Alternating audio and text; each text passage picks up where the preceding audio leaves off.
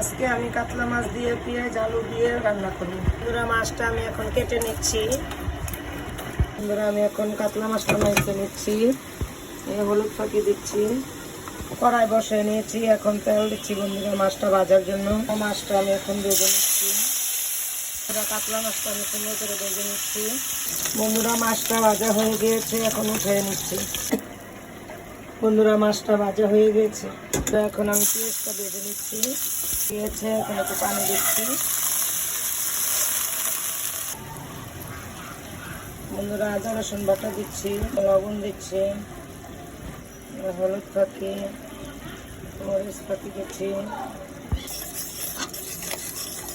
বন্ধুরা আলু দিচ্ছি, আলু মশলা দিয়ে এখন ঢেকে দিচ্ছি। পানি দিয়েছি, এখন কষানো হয়ে গিয়েছে, পানি দিয়ে দিচ্ছি। তরকারিতে আমি এখন মাছটা দিয়ে দিচ্ছি। মাছ দিয়ে এখন আমি টমেটো দিয়ে দিচ্ছি। বন্ধুরা তরকারিটা হয়ে গিয়েছে, এখন দুটো কাঁচামরিচ দিয়ে দিচ্ছি, ধনিয়া পাতা দিচ্ছি। মাছের তরকারিটা আমার হয়ে গিয়েছে, এখন সবাই খাবে।